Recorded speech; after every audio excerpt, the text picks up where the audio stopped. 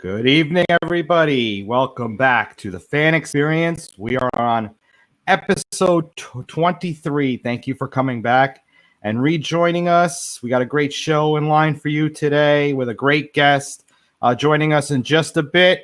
We were going to start off the show with a quick shout out to our previous guest, Thursday night's guest. For anyone that did not watch, Nick Aquilino joined us. He is a singer, songwriter, talk show host, and his rendition of the national anthem was aired prior to Game 3 of the NBA Finals. Nick is a huge Miami Heat fan. He performed the national anthem about a dozen times for them and has an impeccable winning record when he performs. And it stood up Sunday night. Jimmy Butler went off 40 points, and the Heat brought the series back to 2-1, and a much more manageable series for the Heat. They looked great. Butler did great, and a lot of the other pieces, and they got a couple of pieces coming back tonight. So let's see if they can even that series up and make it a lot more interesting going into the remainder of this series. Rick? Hey, good evening, everybody. Thanks for tuning in. This is going to be a great show tonight. Me and Mike are excited for this one. As Mike is giving Nick a shout out, I want to give a shout out to our good friend Christian Angulo, who has signed with the Indianapolis Colts practice squad. So Christian he keeps working hard, man. He keeps chugging along. He's getting opportunities. So we wish him all the best, and he hope he sticks with the Colts. Saw Game 3 Sunday night. I got to say the Heat came out with a lot more energy, a lot more sort of sense of determination.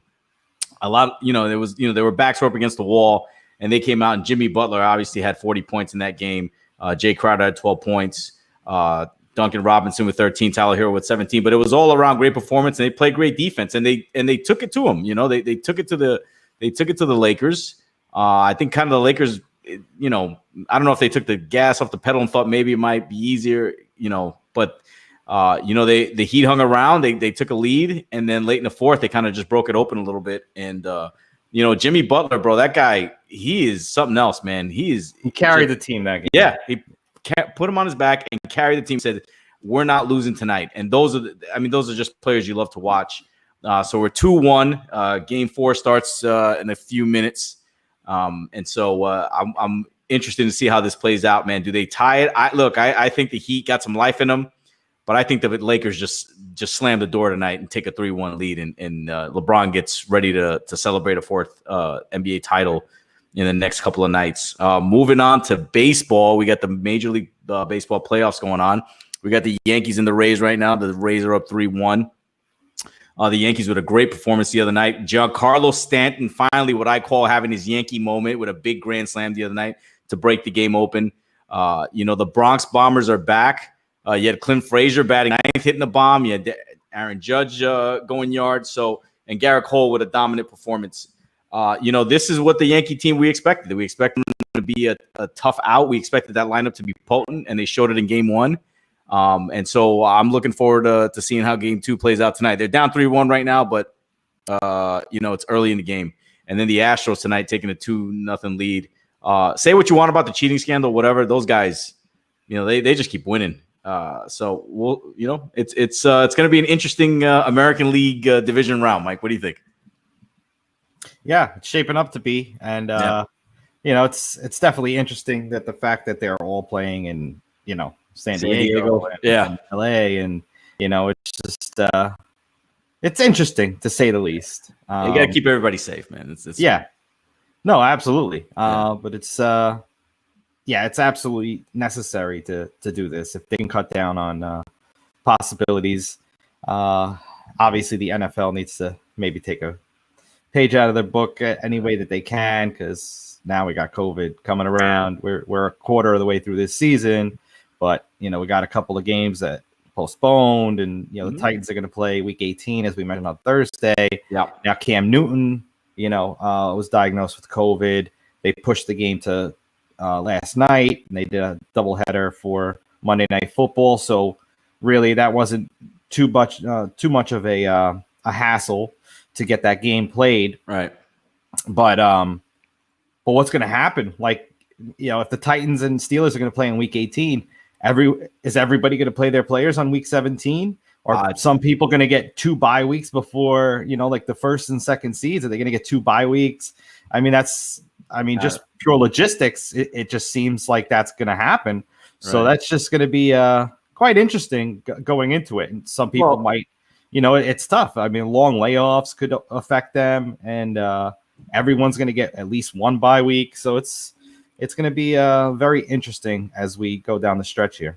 Yeah, well, the good news is nobody anymore on the Titans tested positive. Yeah. So they've kind of controlled the outbreak there. And so far, I mean, Cam Newton's day-to-day, and there haven't been like serious illnesses. So I think if they follow the protocols and they do what they have to do, I think we're going to, we'll have a successful season. But it was a great also week 4 in the NFL this weekend. Oh my goodness. I mean, it was incredible. The Cleveland Browns just laying a beat on the Dallas Cowboys. You had the Rams and the Giants, the whole Jalen Ramsey and Golden Tate thing going on over there. It was just some incredible games this weekend. And then watching that Buccaneers Chargers game, that guy, Justin Herbert, he's a stud, dude. He's going to be a big-time player in this league. I mean, throwing bombs all over the place, going toe-to-toe. And how about Brady, 43 years old and 5 touchdowns? 5 touchdown passes. Yeah. I mean, it's unbelievable, man. That guy's like the Terminator, bro. He just keeps coming along. He doesn't stop. It's incredible. Yeah, I mean, like you said, a lot of exciting games. Yeah. That Chiefs Patriots game was a little underwhelming for 3 quarters, though. It's funny. It was close. It was, and then it wasn't. And then it wasn't. Then you had the 2 penalties. You had that pass interference penalty, and then you had to hit on Mahomes out of bounds. Yeah. And then it just kind of sort of the floodgates just opened up, and before you know it, it was 26-10, and that was it. Yeah. So yeah, I mean, it was 6-3 going into 20 seconds left in the third. Yeah. And it got ugly in a hurry for the Patriots over there. But our New York Jets played last Thursday. And I'll let you have the floor on this one. The Texans finally fired Bill O'Brien after a long time coming. Yeah. But the Jets don't seem to be anywhere close to firing Adam Gase. Mm-hmm. And I honestly, I don't know. I'm kind of sick of the Jets. I mean, they're just it's too much. It's too much to handle. And then I've always been a big fan of the Chargers and seeing the Chargers with this rookie quarterback just tearing it up. And I don't know. I'll never just disown the Jets, but here we go. This is a big moment on the show here, folks. We're about to have a moment here. I'm not gonna disown them, but it's getting pretty darn close. Because if their ownership doesn't shape up and they don't do what's right for New York, for their franchise, they really have to shape up a little bit. They got to get rid of Gase. That's number one. They got to get a new quarterback. Trevor Lawrence in the draft, hopefully, and just try and just rebuild. I mean, it's just pathetic to just watch them. I mean, they're the laughing stock of the NFL right now. Yeah, it's not even close. Let me ask you this: we have the first pick. Trevor Lawrence is sitting there, and the team comes up and says, "We give you 3 1s, 3 2s, a 3, and a player." Do you take the deal? I think you have to. That's a lot of assets. So yeah, I think you take the deal, man. I think you take the deal and just ride Sam out. Technically, they are New Jersey. Yeah, we know they're in New Jersey. Yeah, we got it. We got that. But they're Jets, right? They started in Hempstead, Hofstra, Weave, Eubank Hall. They're New York Jets, and that's it. Yeah. Anyway, So I mean, it's not the worst thing to disown them from New York. But anyway, no, it's come on, no, yeah. But anyway, got my Yankee shirt tonight for our guest. I'm very excited to have him on. Absolutely. Let's. You want to introduce him? Yeah. Tonight? So our guest, ladies and gentlemen, colleague of mine, good guy. The official scorer of the New York Mets and the New York Yankees, also takes part doing the scoring at the U.S. Open. Also statistician for the New York Jets, as well as an author for a great book. Not sure if is it a best-selling book? It probably is. I don't see why it wouldn't be. This Day in New York Sports, and our guest, Jordan Sprechman. Jordan, how you doing tonight? I'm doing nice. How are you doing, Rick? Mike, nice to see you. Jordan, great. thank you very much for coming on. Happy to be here. Thank you for coming on. You know, Jordan, when we and Mike are talking about this, I mean, we have like a historian sort of New York sports and somebody who has all this knowledge. But my first question to you is, how did it all start for you? Like, how did it all start for you to get involved in sports? And I know you're a historian, but where did it all begin for you? Well, I mean, it really began.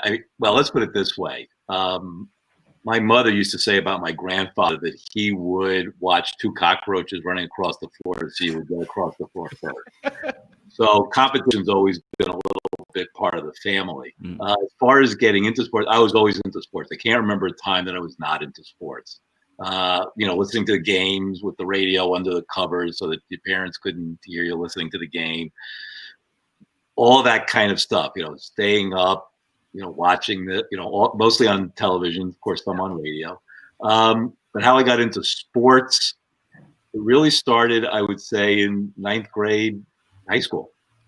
Started in high school. I went to high school. I was the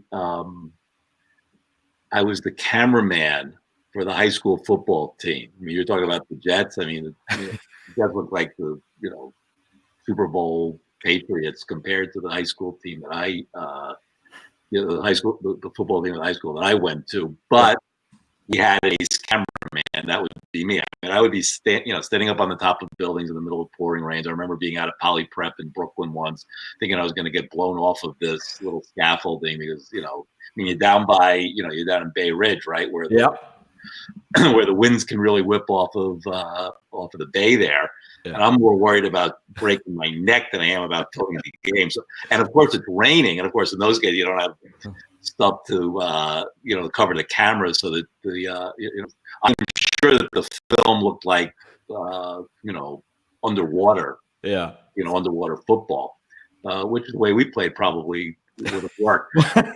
I've been, so I did football in high school, basketball stats in high school.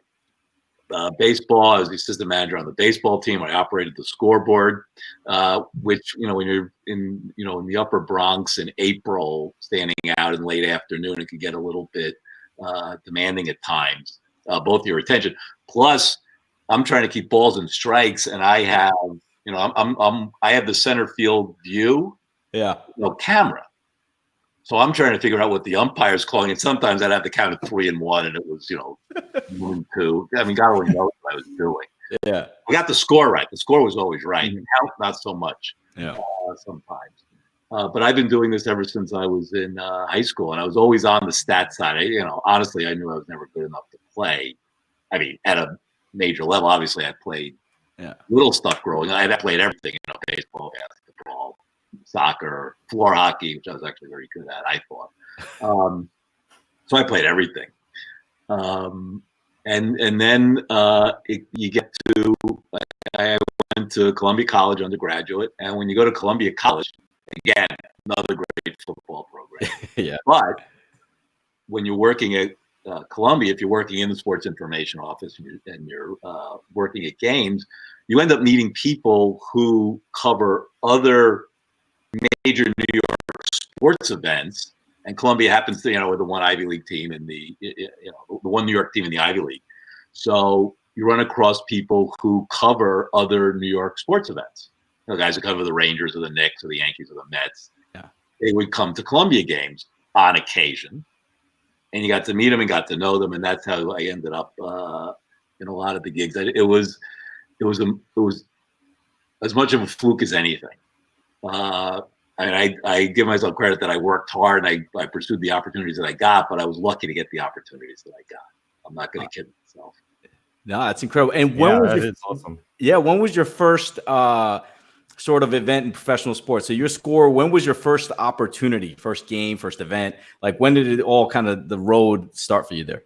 The first event that I can remember doing was a 1980 Giants at Mets game. And I was operating a telecopier machine. Now, for those of you who are too young to know this, telecopier machine was a Pleistocene fax machine. Not many people use fax machines anymore, but a fax machine, you send paper electronically and it goes instantly. Yeah. With an old telecopier machine, it took either 4 or 6 minutes for that little piece of paper, for the stylus to move across a piece of page so you transmit one page. My job was at that game, that Giants-Mets game, was to operate the fax machine, because what would happen is out-of-town writers would come to New York, and this is before the days when they had, where everybody had electronic equipment. They would get a typewriter, usually a manual typewriter, sometimes an electric typewriter, type their stories, usually about 4 or 5 pages a copy, which is like 1,000 to 1,250 words. You would transmit those stories to their home paper, in this case, San Francisco, and then you were done. So that's what I did. I did that, by the way, a lot of Ranger games. I did that at the U.S. Open until I got into the U.S. Open. But at that particular game, the one thing I remember most about it was I did not know how to get out of Shea Stadium. I didn't know. I mean, nobody ever told me where the exit was. And I'm sure I walked by it and thought that it was a locked door, which of course it was from the outside, but not from the inside. So I ended up doing was I walked through the bullpen and climbed over the center, out of the center field fence, over a fenced wall. Otherwise, I'd still be there. And I was 18 years old, and what I'm thinking is, this is a real problem. These guys are on the road for 2 weeks. Park, beer and stale pretzels. I could be dead in 2 weeks, and God only knows what's going to happen to me. So, but unfortunately, I did find my way out of the ballpark that night, and it's been easier ever since. Yeah. Wow, it's 100% true story, by the way. Yeah. Making any stuff up. No, we would completely. We're not questioning it at all. So you started at Shea Stadium. So did you work? That was a fluke. It happened to be. It happened to be a Mets game. I did I did as many Yankee games as Met games. I did both. And I do them periodically. And that was, again, every era is sort of like the end of one era and the beginning of a new era. That was in many ways, kind of the end of an era for a lot of, personalities and the way things operate. I mean, I'm talking about telecopier machines. I guarantee you that none of your listeners know what I don't want to say none, but virtually nobody knows what a telecopier machine is. Yeah. And I was dealing with a generation of sports writers that don't exist anymore. A lot of them are literally dead, and the ones who aren't are pretty much all retired. We're talking about 40 years ago. Yeah. 18. So, yeah, everything is different. But the first game I remember was a Mets game. Yeah. Awesome. So, so you started in 1980. So were you around for the 86? Were you able to be a part of that? The 86 World Series Mets? Well, yeah, it depends which 86 you're talking about, because you got 86 Giants and you got 86 Mets. Yes, I was at I didn't work any of the World Series games. I worked one of the I worked the game that Mike Scott won, the 4th game of that series. Yeah. Scott beat him 3-1. The next day, now, by this time I'm working for a living, right? And if you remember, the Monday, even though it was Columbus Day, was a day game. So there's no way I could work the day game. And I may not be remembering this right, but Saturday would have been a Columbia football game. And by then I was I don't want to say full time, but I was on the stats crew at Columbia. I was the play-by-play typist at that point. Okay, you want to talk about history? Yeah. 47-game winless streak, 44-game losing streak. At the time, the longest losing streak in the country. It was beaten. Prairie View beat us a couple years later. I was at least half of those games, and I went to some of the road games. So I figured I was about 35 of the 44 games that Columbia lost during that losing streak. On the other hand, I was also at the one that we finally won against Princeton. So that was nice. Awesome. In a game, by the way, featuring Garrett's. Really? Yeah. All the Garrett family. So Jim Garrett was coach of Columbia for 1 year. Okay. Got fired after 1 year, 1985. And his whole family, Jason and Judd, they were all named Jays. All the 7 children named Jay. Oh, okay. They all played for Princeton. They were going to all play for Columbia. That's right. He's the Princeton guy. Yeah. Judd actually played freshman football for Columbia. So I remember it was Judd. He was a running back, big guy, biggest of the bunch. Yeah. But I think Jason, later the head coach, was quarterback at Princeton. And I think if someone were to interview him today and ask him about the Columbia game in '88, he'd give you a real snarl and like, how the hell could we lose to those guys? Actually, so yeah, it all comes back. That's part of the fun of sports, or the links, the history, being able to tie one thing back to another. That's one of the great entertainments of sports, actually, the ability to do that. Completely agree with you. I mean, it really, today's sports is nothing without the history that comes before it. Sure. And it's huge. I mean, it builds on everyone's sports fandom, really. I mean, it just, all that history, you can't go without it. Yeah, and you look at a game, and I was watching the first couple innings of the Yankees game before we came on tonight. I mean, you see all these stats, right? And they're talking about how what is it, John Carl? Somebody has 10 homers in their maybe it's Judge has 10 homers in his first 30 postseason games, whatever the numbers are, right? He's tied with Lou Gehrig for the most ever. Yeah. And I'm sitting here thinking, okay, you cannot compare wild card games or these faux playoffs from last week, round of 16 game. There was the fourth round. You think about what the fourth round is, I compare that to the U.S. Open, which is the first weekend. Talking about Labor Day. Like, okay, who cares, right? But that's relatable. Even if you take those stats at face value, which is okay to do. I mean, they're phrased literally correctly, right? Yeah. You're still relating past to present. You're tying generations together. You're connecting with everything. Yeah. That's the fun of it. That's what makes it engaging. Or at least for me, that's what makes it engaging and interesting. One thing that I mentioned to a couple of friends of mine last week. Yesterday, I think it was Wednesday. Last week was Wednesday. 4 NL games were played, and the 4 AL games, or 8 baseball games on the same day, which was really cool. If I could actually spend the time to watch them. Well, you can't watch them all simultaneously, I guess, or at least pay attention and know what's actually going on.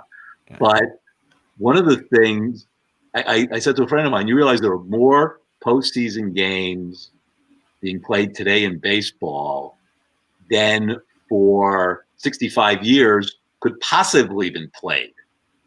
Yeah. Because before 1969, there weren't more than 7 World Series games. And those were the only postseason games there were. A couple of series with best of 9, so he's got to skip those. And those series went 9 games anyway. So the ability to make all those connections is, in my opinion, what's fun about sports. Yeah.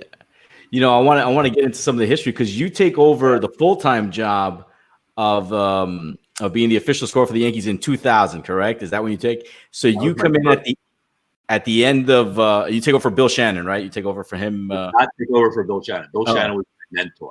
Oh, he's your mentor, yeah. Bill Shannon was the man who made me an official scorer, and that's actually, I think, a very funny story. So what happened was I had some dabbling in sports.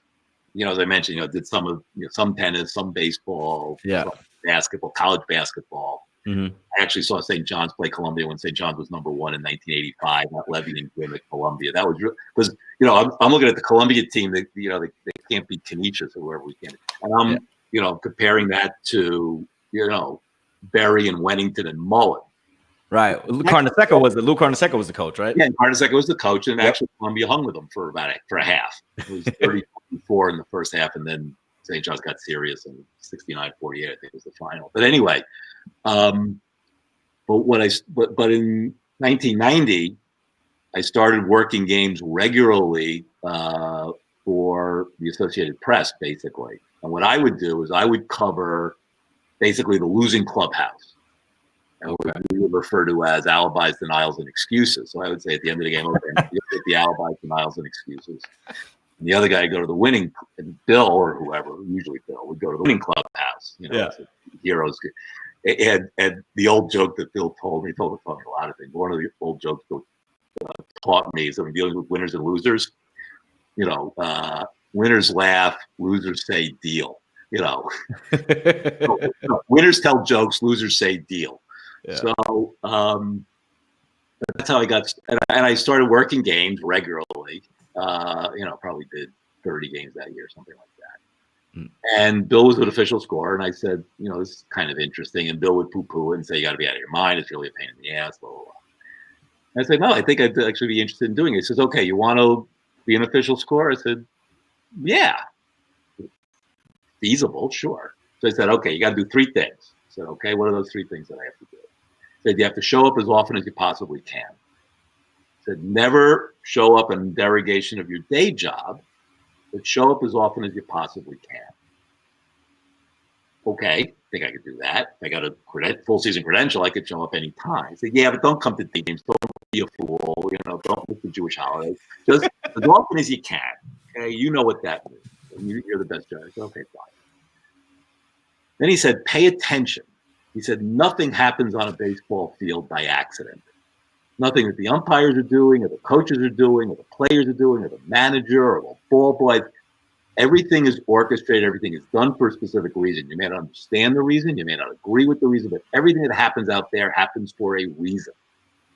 So you have to be able to anticipate what is going on out there, especially when it comes to umpires, by the way. So, for instance, you learn this when you're scoring. Let's say the bang bang play at first base. You might see the umpire do this, wave his arms. You might see this.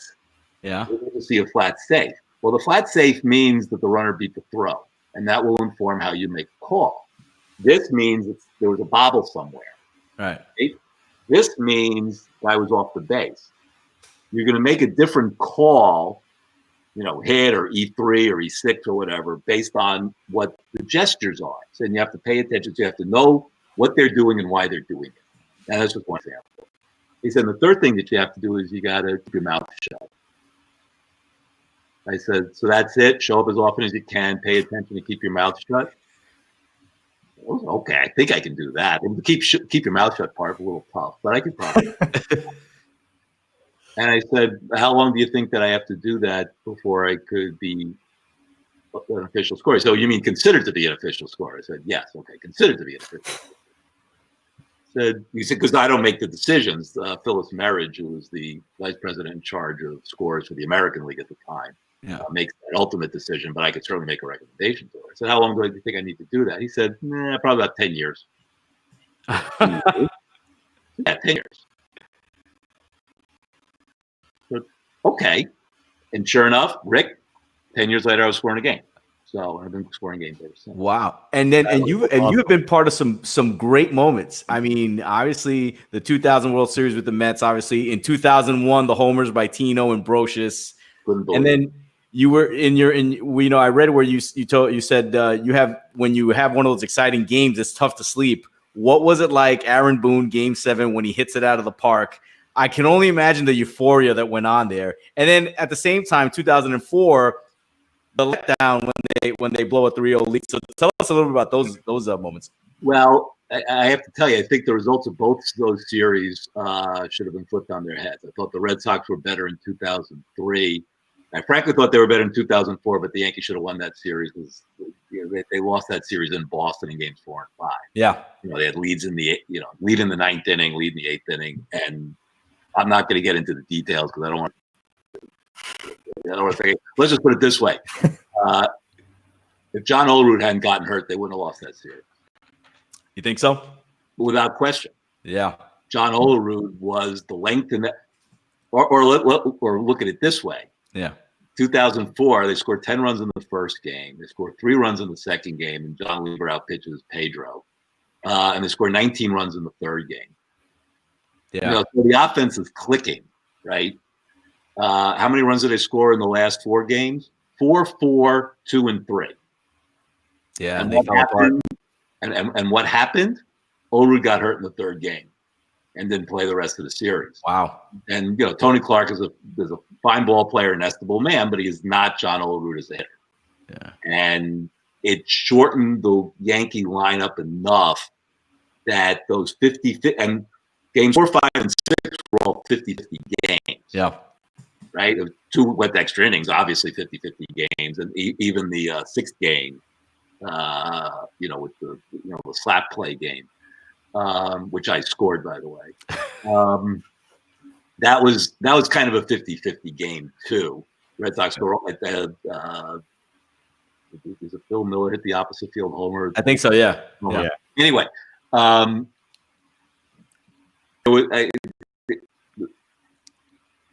it kind of sensed in my heart of hearts that the Yankees were going to lose that 7th game in 2004. The Red Sox were a better team. They were a better team the last 2 months of that year. Yeah. They traded Garcia Parra, and they got some good defense, and they put in all these, and they charged, because when they traded Garcia Parra and all those guys at the trade deadline, they were like 8 games out of first, and they ended the season like 3 games out of first, and damn near caught the Yankees. Yeah. But the way the series played out, the Yankees should have won that series. The Red Sox should have won the year before. The Red Sox were at 5-2 in the 8th inning, and with 1 out, nobody on, and that was the game that Pedro shouldn't have been in that long. Grady Little. Thank you, Grady Little. Well, and what I don't understand, and the eternal mystery of that series to me was the Red Sox bullpen, which had been, which was thought to be an Achilles heel that series. Yeah. It actually pitched great. Yeah, they were good. Williamson and them, and all I was thinking, and I actually said, so George Vesey, famous sports writer for the New York Times, great guy. Dave Anderson and I, Dave Anderson was the prize winner for the New York Times. He and I, the 3 of us were sitting next to one another in that game. I think I was sitting in the middle, actually. And I said to George, because he said, looks like the Red Sox are finally going to do it. And I said, George, the only way they lose this series is if they get into one of these macho things and decide that they want to keep Pedro out there too long. That's what happened. Prophetic. You make a lot of calls like that, and you forget all the ones that don't pan out. Yeah, that was one I made, and as I'm watching it unfold, I'm thinking they're killing themselves. But and Yankee Stadium literally rocked when Boone hit that homer. And then the old stadium would actually physically rock. Wow. Not often, but it did that night. But there was one other night that I remember when it rocked. And that was the night that they beat Seattle in the 5th game in 2001 to go to the World Series. Now, remember, that was post 9/11. Yes. Yeah. 116 wins for the Mariners, breaking the Yankees record from 3 years earlier. And they had come back to beat Oakland after being down to 2 games in the prior series. Yes. At home, and then won the 2 in Oakland and the flip play and all that. And they seem to be, I don't think there's such a thing, but they seem to be the team of destiny. And I can remember how I don't think the crowd has ever been as rapturously happy at Yankee Stadium than it was that night. Because first of all, the game was decided early. Yeah. The Yankees put up, Bernie hit a homer in like 3rd inning, make it 4-0, and they started piling on it. It got to be 8-0 or whatever. So everybody was in a festive mood. And they're chanting, overrated and better and all this stuff, both of which was cool. It was just, and the place was literally rocking that night. And it was a sensation that I had never felt before and I had never forgotten. But it literally rocked the night that Boone hit that home. Wow. Mike, good. Wow. Yeah. Obviously, the postseason atmosphere is just incredible, and the fact that you were there for so many amazing postseason moments. Obviously the Yankees, they get to the postseason quite a bit, so you've had quite a bit of chances to do that. Well, there's one, but of all the games that I've ever gone to, one stands out above all of them. In terms of fandom, and I've been, as Rick said, I've been to a lot of games and I've seen a lot of stuff, and I've scored World Series games, Mets World Series, I've scored an All-Star game, scored no hitters, every no hitter in the history of Citi Field. I'm the guy, right? Wow. Yeah. Was only one? Well, no, 3. Well, no, okay. no, only won by a Mets player. Yeah, I scored Santana's no hitter, and I was thinking his arm's going to fall off now. And I think it's unfair to say that his arm fell off because I think Collins tried to manage him very carefully and all that. No, the game that if you said to me, pick one game that you remember above any other, Rangers at Devils, Game 6, 94. Messier. Oh, you were there. Tell us. Share that one with the fans. That was the guarantee game. Correct. And what happened was the round before when I think the Devils were playing Boston. I think they lost the first 2 games and then won the next 4. And I'm thinking, I could go to every game of this series. I should just go over to the Meadowlands and buy a bunch of tickets. And if they make it, great. And if they don't, I'll get a refund. What the hell? So I went out some, Tuesday morning or something and bought, tickets, the Raptors. So I went to all 7 games that year. And, there's an immediacy bias and a recency bias, because you're there. Yeah. But I've never seen better sustained hockey played over the course of 7 games ever by anybody, on TV, in person, never. And I've seen a lot of hockey. But you'll remember the Rangers were dead. Yep. They were up 2-1 in the series, played terribly in Game 4. Keenan bench Leach, among other weird things that happened that game. They lost 3-1. The Devils were a very good team. I mean, the Rangers beat them 6 out of 6 in the regular season. Yeah. But only finished 6 points ahead, which tells you that if they'd split, the Devils would have, ended up with a better record. Yeah. The Devils were very, very good that year. I think the Rangers were a little better, but not a lot. And then the Rangers play a terrible Game 5 and lose at home, 4-1. And you figure the series is over, and it's like, oh my God, they're finished. It's going to be another terrible year. And I actually couldn't believe it because, again, I'd watched 25 years of and I've been a Ranger season ticket holder since 1979. I'm looking at this and I'm saying, I know what a good team is. I like to think I know what a good team is. And to me, the Rangers are obviously the best team in the league. How could they be in this position, even to the second best team in the league, which the Devils were? Yeah.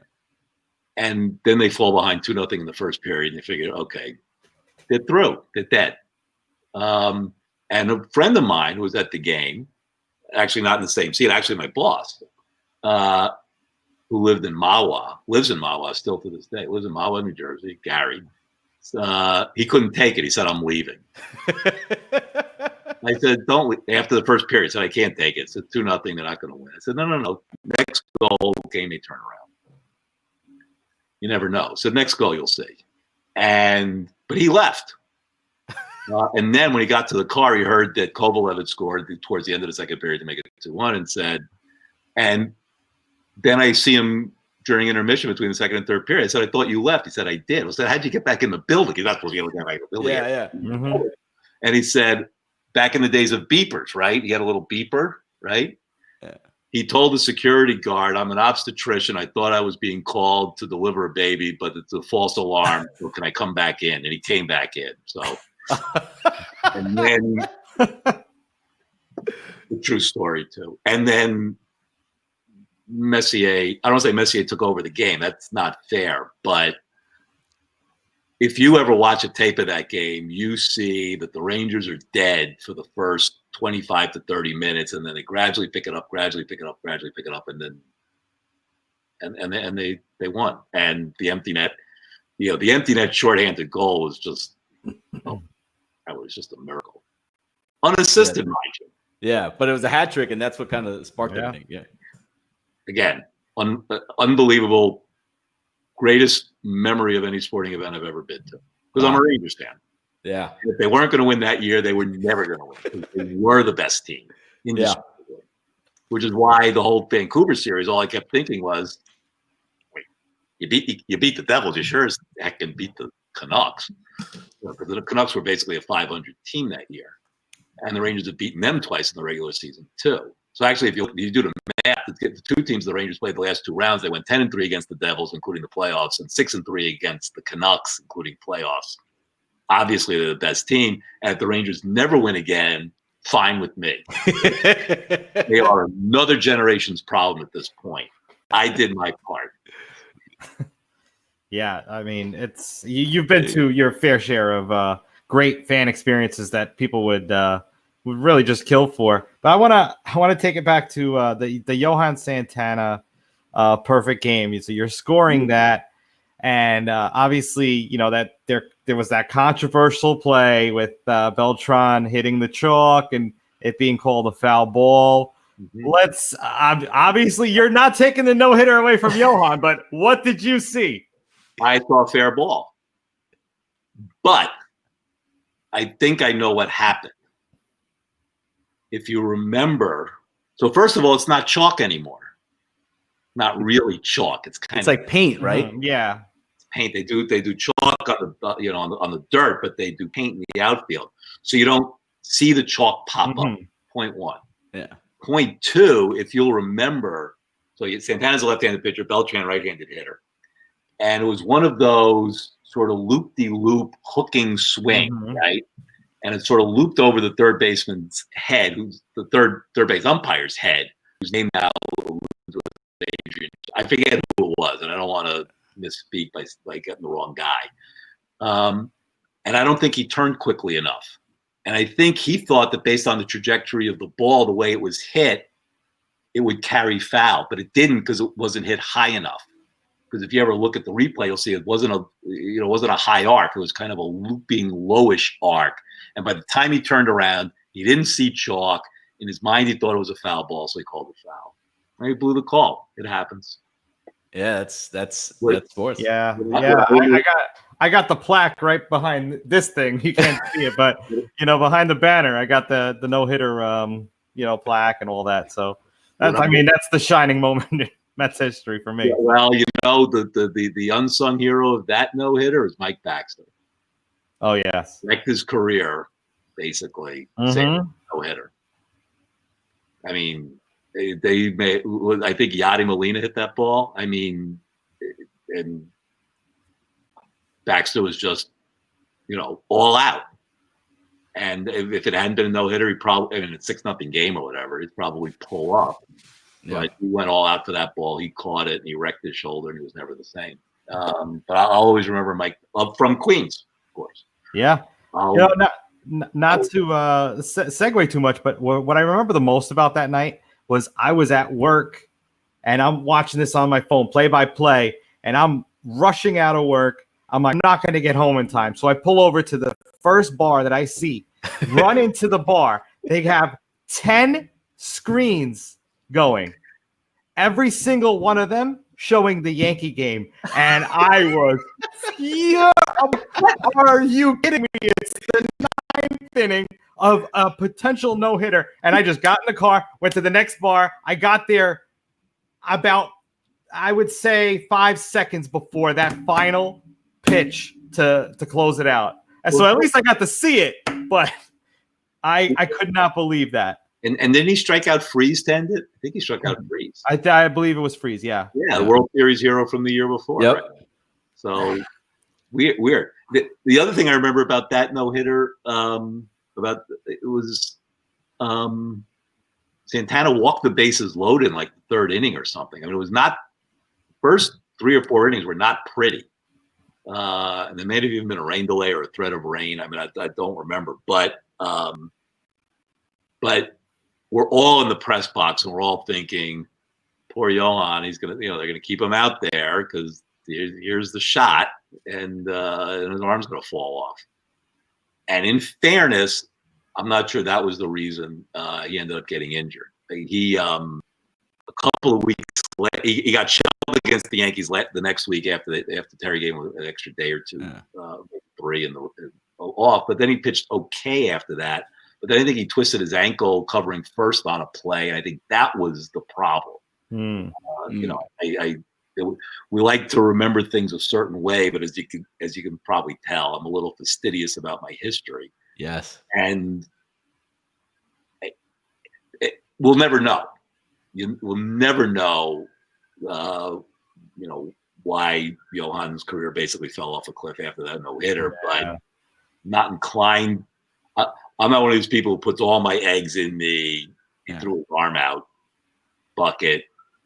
he hurt his ankle a couple of weeks later and was never the same. And then, of course, pitchers who hurt their ankles sometimes try to get out there too soon. They end up changing their motion or their landing spot or whatever, and it screws them. It happened to Dizzy Dean in the late 1930s. That's what happened to Dean. He hurt his ankle, came back too soon, tried to pitch differently, was never the same. Yeah. Jordan, a couple final ones for me. You've done so many events. Is there one sporting event that you have not done that is on your bucket list that you have to do? I'd love to go to a Notre Dame football game one day. Wow. I've been to a Notre Dame football game. Okay. And I just think, and Notre Dame maybe as a proxy for big time football. I mean, we don't see a lot of big time football in the Northeast. Yeah. But could be college, could be Michigan. Yeah. It could be the Big House. It could be the Rose Bowl. USC game. Yeah. Maybe Oklahoma. Oklahoma Texas game at the Cotton Bowl, or I guess now it's at that new ballpark. Is it in Dallas? Is that where they play it? Yeah. Yeah. It's in theory a neutral site, although it is in Dallas. Yeah. But Dallas is, I don't want to say halfway between Oklahoma, Norman and Austin, which is where UT campus is. But I would really like to go experience a full-on big-time college football Saturday where the stakes are high. So, maybe Notre Dame USC at Notre Dame would be fun because that's always in the middle of October. Usually the teams are very good. Yeah. Usually they're national championship implication somewhere. Yeah. That I would like to see, and I've never seen that. Oh, okay. And then finally, tell us about New York sports tours. I know that's your one of your passions. About showing people some iconic sites in New York City. So tell our viewers about that. Yeah, we came up. An outgrowth of an idea that Bill Shannon and I had. Actually, really Bill's idea 30 years ago. Uh-huh. The idea being this: sports history is important in its own right because people think sports are important. A lot of people think sports are important. Mm-hmm. Mm-hmm. The people who don't think sports are important, who cares? The hell with it. Amen. If they can't take a joke. Okay. That's right. But also New York sports is instructive in what it reflects about our lives, our culture, our society. I'll give you a very, very simple example. You can tell the history of America by tracing the history of Madison Square Garden before gardens. Because if you think about it, the history of the garden is the history of railroad. The history of the railroads is the history of industrial America. The history of industrial America is in many ways the history of America. Yeah. You can tie in, race relations and labor management and a lot of stuff. But you start with the first garden down at 26th Street, and I'm pointing because it's not too far from where I live. 26th Street and Park Avenue South, Lexington Avenue, Madison Avenue. And the first two gardens were there, and it was built on the site of an abandoned railroad depot because Cornelius Vanderbilt was building the New York Central Empire, and you can talk about the New York Central Empire, and then you go from that garden to the gardens 1 and 2 were there, then garden number 3 over on the 8th Avenue, and then now garden 4 on top of Pennsylvania Station, home of the Pennsylvania Railroad, which you could tell the whole history of sport. And what New York Sports Tours is about is telling that history. The idea, I'm going to use the past tense, was to put people in vans, luxury vehicles. I keep getting corrected to, okay, luxury vehicles. It's a nice thing. No one would ever be offended by being in this van. It's clean, it's plush, it's TV screens, it's all, you got water or Coke, whatever you want. It's all good. I say was because the pandemic has made it evident to me, I'm sort of the last holdout, that tourism in New York is not going to be what it was for at least several years. Mm-hmm. And even if people start coming back, their enthusiasm for cramming into a van is going to be diminished. Yeah. What we're trying to do, so what our plan is strategically is to sort of turn the thing on its head, turn the idea on its head, whereas its inception, it's kind of a small, exclusive, high-end ticket, but a very exclusive experience touring around Midtown Manhattan and using Midtown Manhattan and places in Midtown Manhattan as a vehicle to tell the story of New York sports. And just to give one simple example, you'll drive by 270 Park Avenue at Park Avenue and 47th Street. Yeah. Say, what does that have to do with New York sports history? Answer: nothing, except that Harry Frazee used to live at 270 Park in an apartment there. And say, who's Harry Frazee? Well, that's the man who sold Babe Ruth to the Yankees. Wow, that's incredible. I didn't know that. Right. Well, nobody knows that. That's you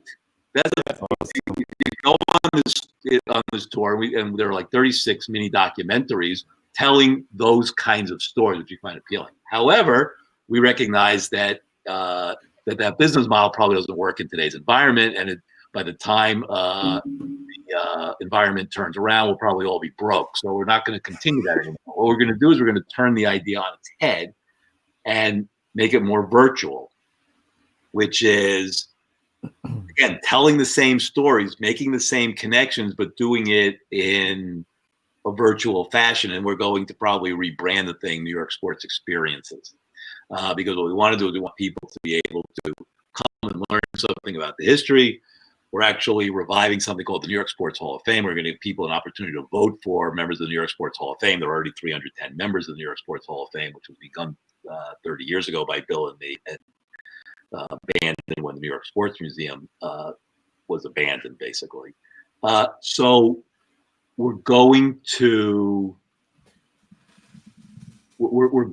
preserve the fundamental idea of trying to tell interesting stories by using New York sports as the vehicle, both because the stories are interesting in their own right and because they tell something interesting and necessary, in my opinion, in a time where people know less and less about history than they ever used to, in my opinion.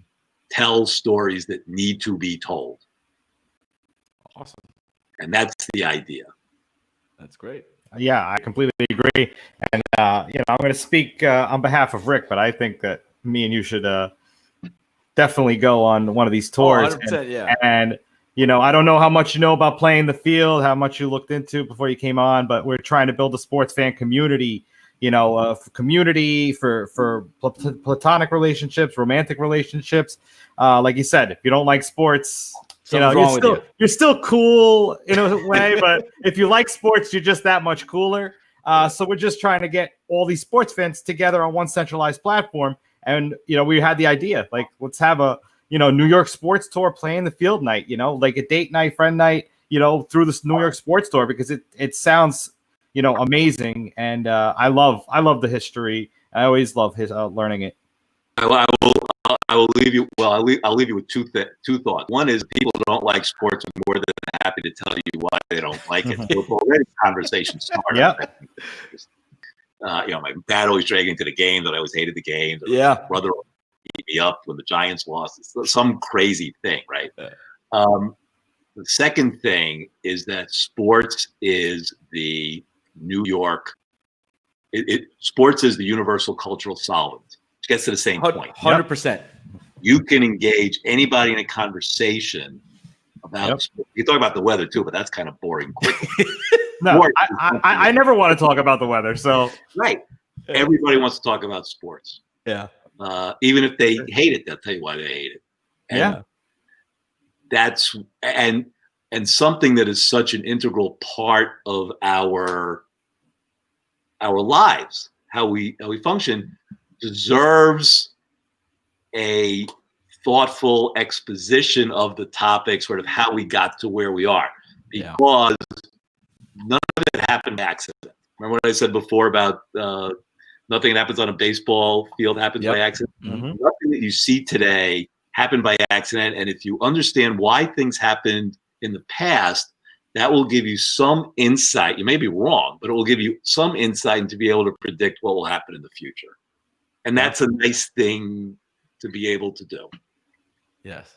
Jordan, thank you for doing this. This was awesome. I mean, we can go on for another 2 hours talking to you. I have so many other questions, but yeah, I know. I want to keep going, but we're already like 45 minutes into it. But if you could come on again, that would be great. I do want to ask one question, Mike, Rick. I'm happy to come on anytime you'd like, within reason, of course. Of course. Yeah. Yes. No, we're gonna have to. I want to get into the U.S. Open. You were there for Jimmy Connors in '91. Like, I want to get into all that. Yeah. So no, I just want one more question that I was gonna ask.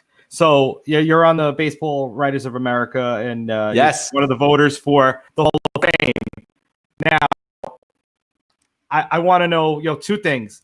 Who was the one that you were pretty much the most excited to vote in, and who is somebody that maybe you didn't get a chance or upcoming that you really want to vote into the Hall? Oh, this is a good question. Yeah. Excited to vote for?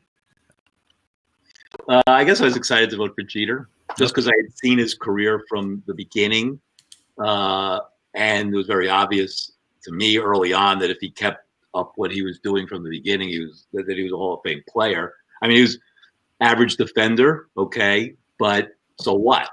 Great offensive player, hit 300 for his career. Yeah.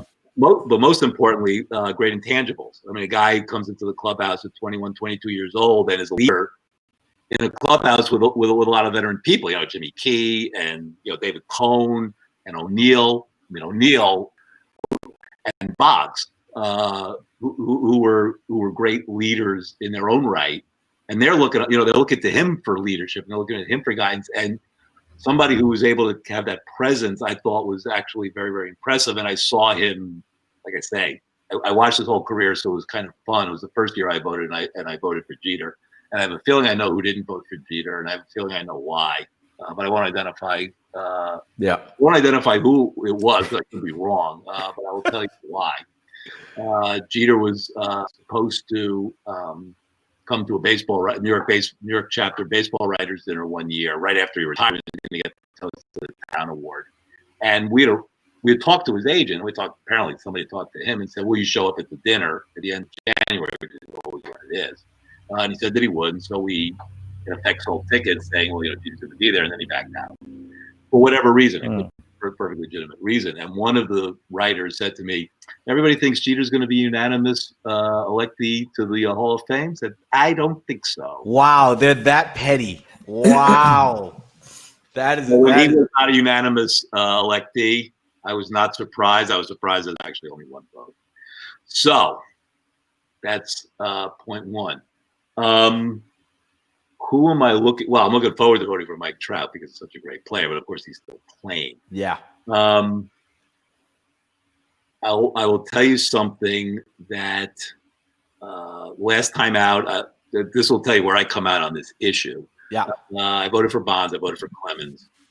I think I voted for one or two other of those guys. McGuire? Did you vote for McGuire? No, I don't think so. No, I know I didn't vote for McGuire. I might have voted for Kenny too.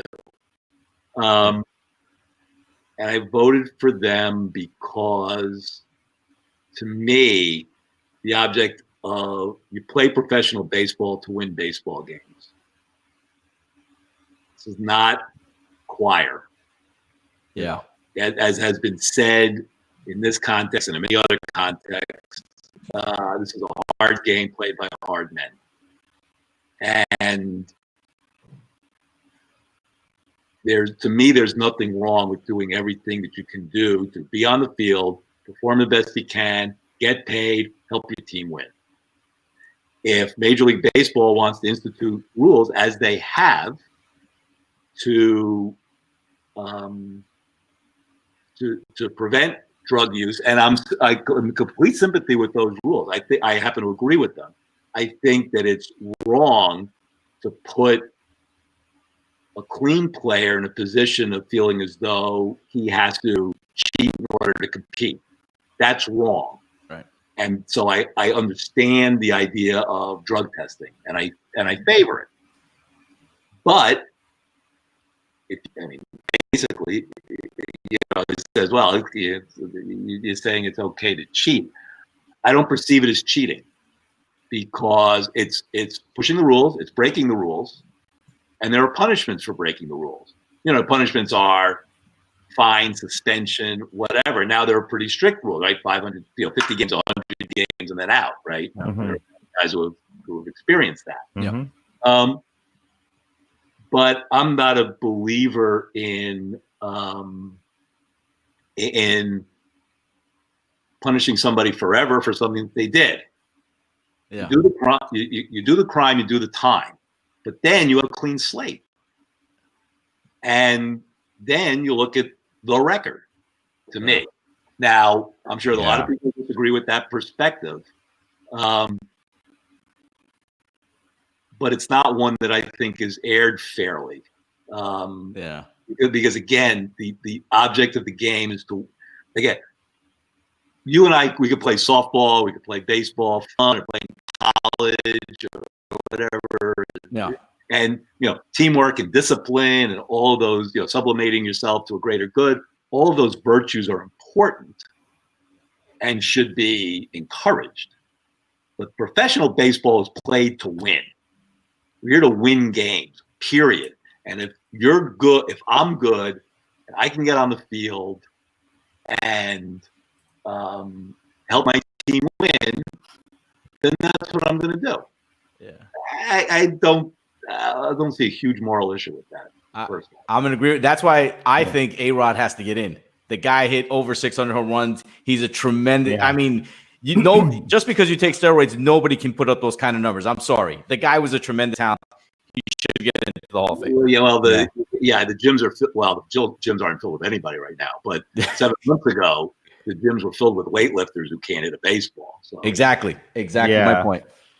Yeah. Well, one of our Facebook users was asking the same question that I kind of wanted to ask when we're on the the topic. Pete Rose, if they allow him to enter the ballot, which way you going? If you're allowed to say, I don't want you getting in trouble. I don't want to get in trouble with anything. I know where I land on that. Say comment if you have to. No. Pete Rose doesn't belong to Hall of Fame. You broke the one rule you can't break. Everybody knew you can't break that rule. He gambled. Baseball, period. It's not a moral issue. It's a business issue. Yeah. Going back to the 1870s, and you could read, it's all there in the history. There's nothing new about any of this. You go back to there's a famous story about a guy named Jimmy Devlin, who was a shortstop for Louisville or somebody, I forget now, or maybe Cincinnati, I don't remember. But you can read in a book called, written by a guy named Harold Seymour, wrote a 3-part history of baseball. The first part, a great series. I recommend it to anybody, Harold Seymour. Whose wife, by the way, had an extraordinary amount to do with the publication of that, and she did a lot of the research and deserves more credit for its publication than she got, at least while she was alive. I think she just recently died.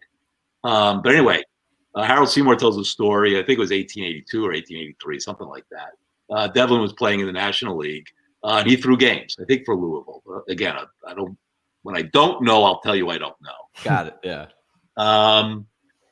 And he got kicked out of baseball for gambling. This is, like I said, 1882 or 83, some year like that. And the story goes that he went to Bill Hulbert, who was the president of the National League. I assume was in Chicago because that's where Hulbert camped out.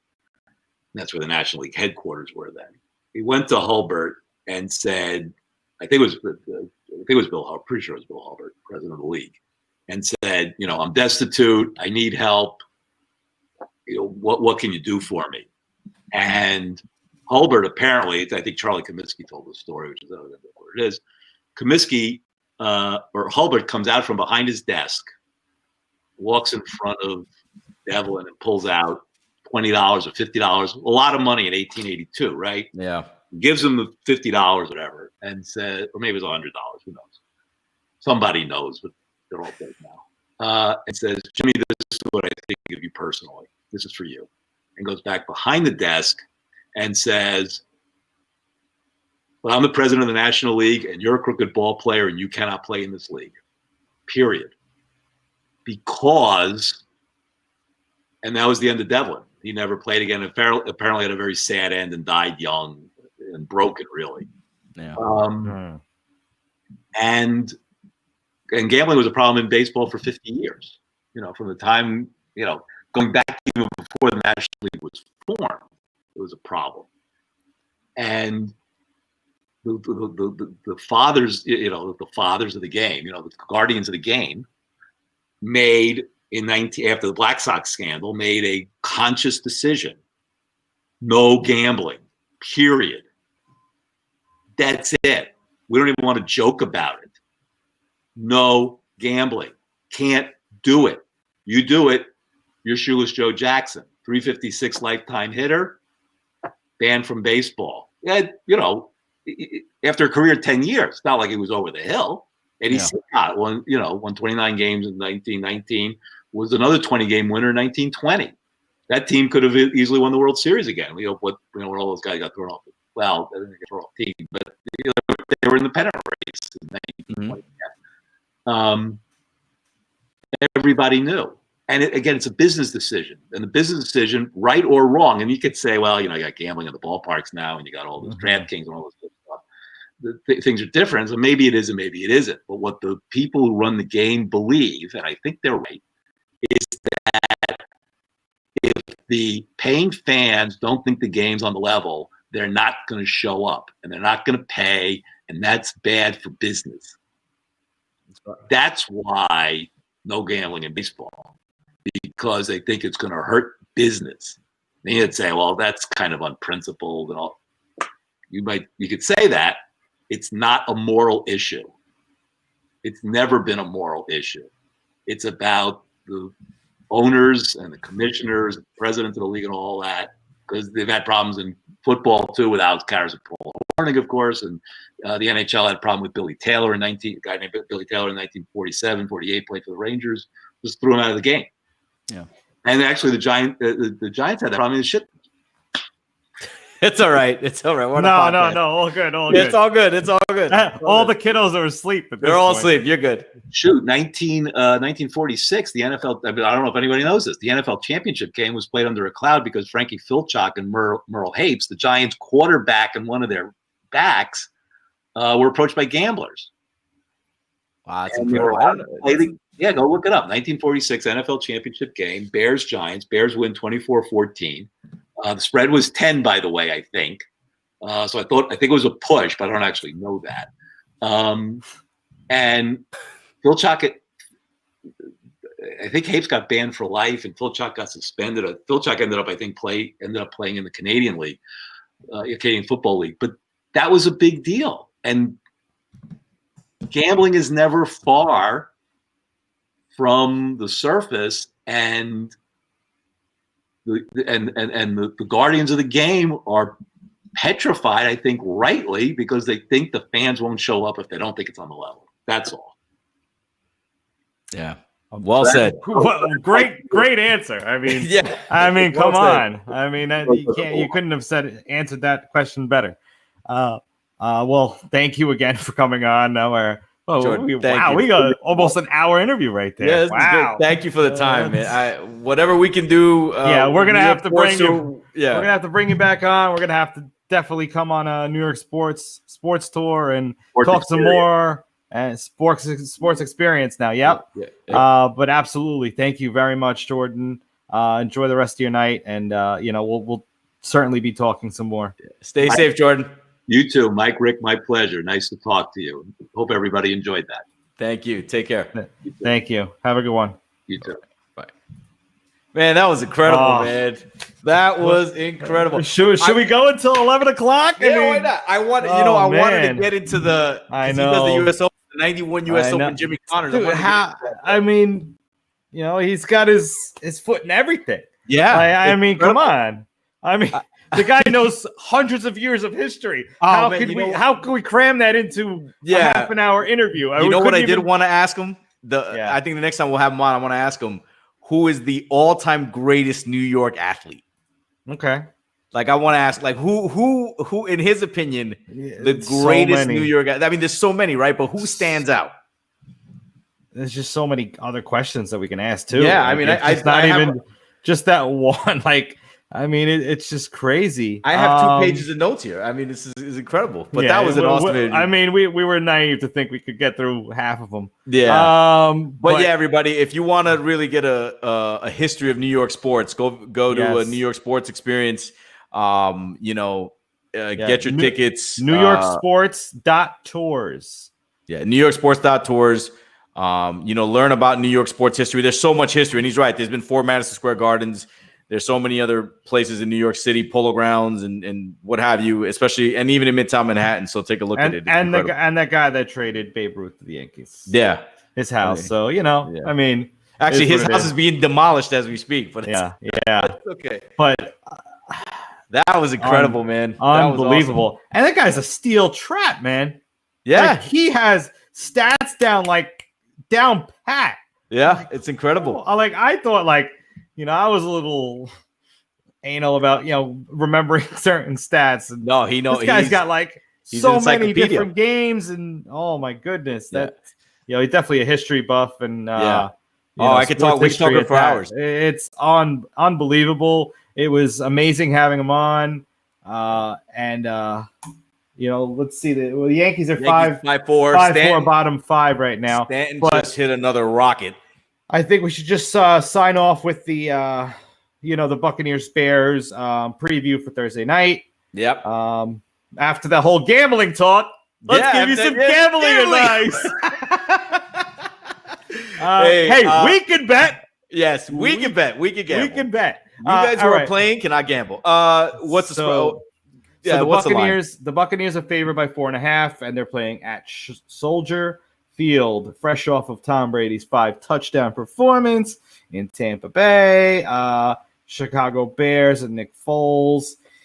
I think the Bears. I don't think it's cold enough yet, and doesn't matter if it is because Brady's used to playing in the cold. Right. So the Buccaneers are going to cover 4.5. I'm with you right there. I don't even think I need to think about it. I don't. They're rolling right now. Mike Evans, he's playing well. Brady's throwing the ball all over the place. Like you said, it's still warm. They ran the ball well last week, and so the defense is getting a little better. Chicago's defense is pretty good, but the guy in the center, man, that's so shaky. I wouldn't be surprised if Trubisky comes back. I mean, that's how bad the situation is over there. But no, I'm with you, Bucks. Bucks are covering that easy. Oh, hey, Trubisky's not coming back. Foles versus Brady again. Come on, man. Oh, but yeah. Listen, if anybody wants revenge, it's Tom Brady. But of course. Listen, that's not the Philadelphia Eagles. That's not the Philadelphia Eagles, and not a neutral site Super Bowl. It ain't happening. No, give me the Bucks. Give me the Bucks to cover. That Foles Brady rematch. No Trubisky. I'm telling you, man. You got to get Nick Foles in there. You got to have him catch some touchdown passes again. Nah, it's not going to be like the Eagles for sure. No, but do you think Brady's going to try to redeem himself for the missed opportunity in his? He his own Philly special. Yeah, he's going to try Philly special. I think there's going to be some trickery Thursday so for night. You folks out there, there's going to be. For everybody who's watching out there, keep an eye out for Tom Brady's own Philly special out there. Who, God forbid, the guy pulls a hamstring out there or something trying it. But yeah, they're going to try something. They're going to get cute. They're going to try.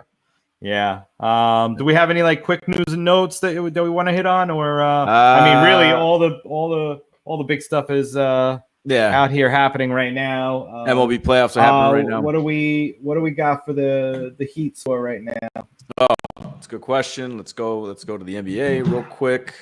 We got. Oh, they're in a commercial break right now. All right. It is 49-47 Lakers at halftime, so it's a very close game. Wow. The Lakers took the first quarter, and the Heat skated by with the second one. Yeah, Jimmy Butler has 13 points. All right, yeah. All right, well, listen, this was an awesome show. Let's hope that Nick Mojo helps out the Heat a little bit, but I want it to go at least 6. No matter which way it goes. I want to. The Heat deserve at least a chance to take it down. Yeah, well, our good friend Larry said 5. So, that's what Larry said, right? 5, right? Yeah. Larry said 5, and if the Lakers were to win tonight, It's going to be 5. And Game 5 would be Thursday night, which also happens to be our episode 24. And the number 24, I don't know. We'll see. We'll see. Kobe's number. You're right. Yeah. So right. I don't know. Well, I got to say, Mike, I think this was one of our best episodes we've had so far. We had a lot of amazing shows. Yep. Let's not discount any of our other guests. No, we're not discounting anybody, but this was a lot of fun. There was so much history. Historically wise, this was pretty cool. And so much history. We got to get them back again. Yeah. And, thank you for everyone for tuning in. Yep. And we have another great show in line for you on Thursday and a couple of great shows next week too. We're going to have our first double guest shows next week. So stay tuned for that. We also got another little surprise coming for you on Tuesday. We've already teased it a little bit, but you'll see what we're talking about next Tuesday. But till then, we will see you on Thursday night, 9:00, Facebook, YouTube, Twitter live, 9 p.m. Eastern. And have a good night, everybody. Good night, everybody. Be safe. See you Thursday night. Peace.